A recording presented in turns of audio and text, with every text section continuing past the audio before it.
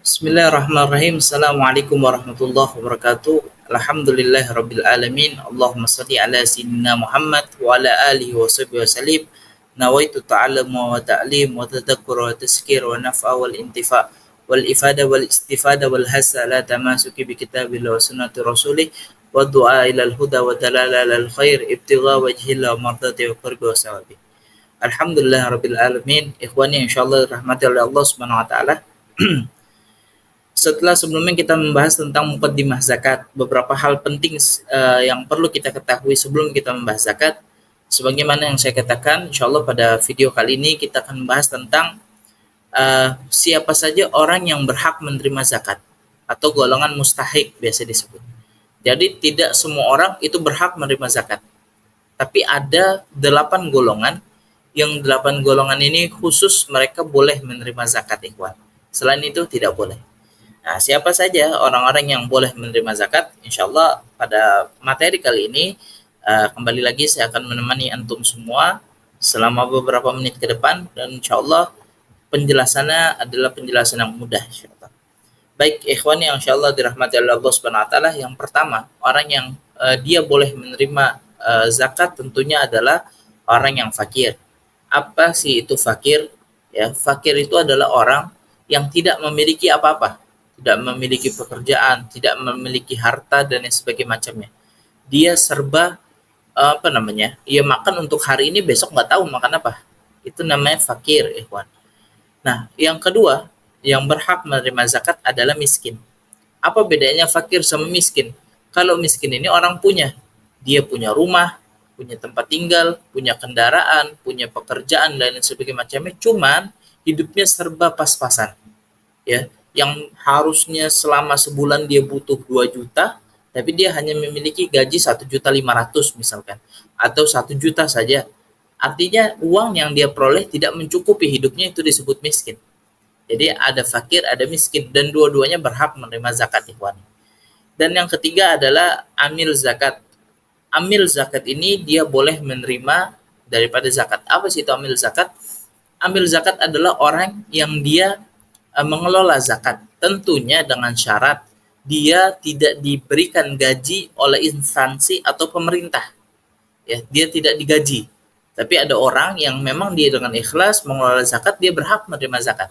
Tetapi ikhwan, kalau dia menerima gaji, ya dia tidak berhak menerima zakat karena memang tugasnya amil zakat tersebut karena telah dibayar dengan gajinya. Kemudian yang keempat, ikhwan, yang boleh berhak menerima zakat adalah mu'allafatul qulub, yakni orang yang hatinya belum kuat dengan Islam atau orang yang baru masuk Islam. Dan banyak persepsi kita salah bahwasanya orang yang masuk Islam disebut mu'allaf, hatta udah 10 tahun dia masuk Islam tetap disebut mu'allaf. Tidak. Tapi yang disebut sebagai mu'allaf itu orang yang benar-benar baru masuk Islam, yang hatinya masih punya keraguan terhadap Islam, yang masih goyang lah hatinya, itu disebut sebagai mu'allaf. Adapun udah 10 tahun, udah 20 tahun yang udah kuat Islamnya, tidak lagi disebut sebagai mu'allaf, tapi disebut sebagai muslim, berubah statusnya. Nah, bagi orang yang mu'allaf, ini boleh dia menerima zakat, hatta dia orang kaya sekalipun, tapi hatinya masih ragu sama Islam.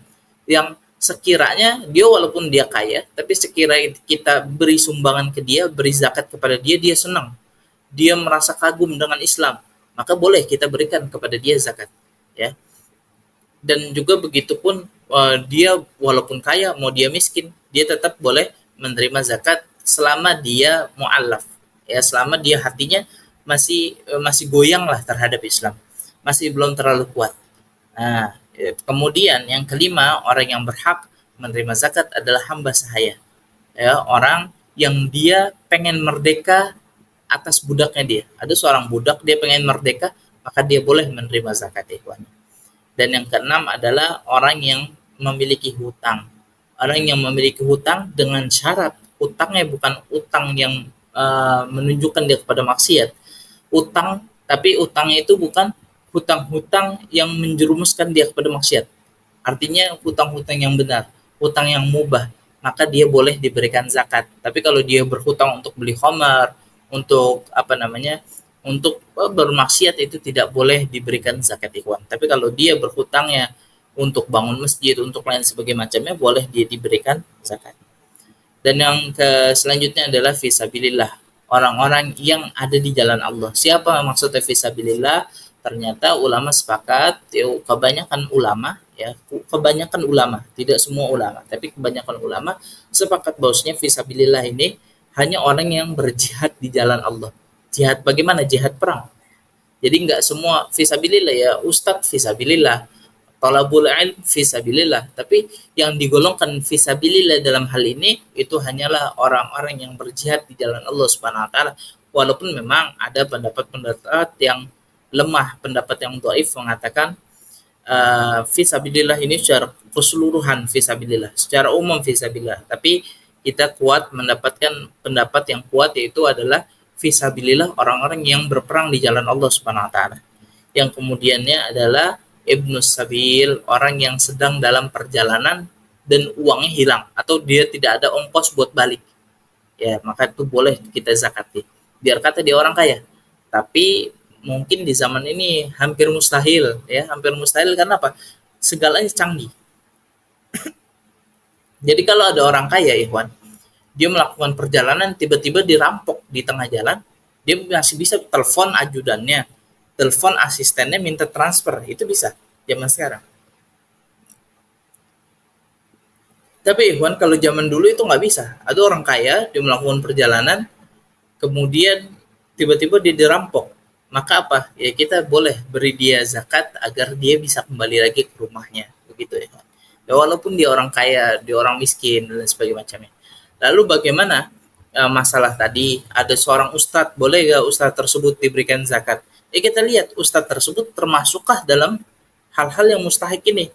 Kalau ustadz mu'alaf berarti bukan ustadz. Karena memang ustadz itu tidak ada keraguan dalam Islamnya, harusnya. Nah, maka kalau ustadznya miskin bagaimana? Ustadznya fakir, ya boleh silakan diberikan zakat.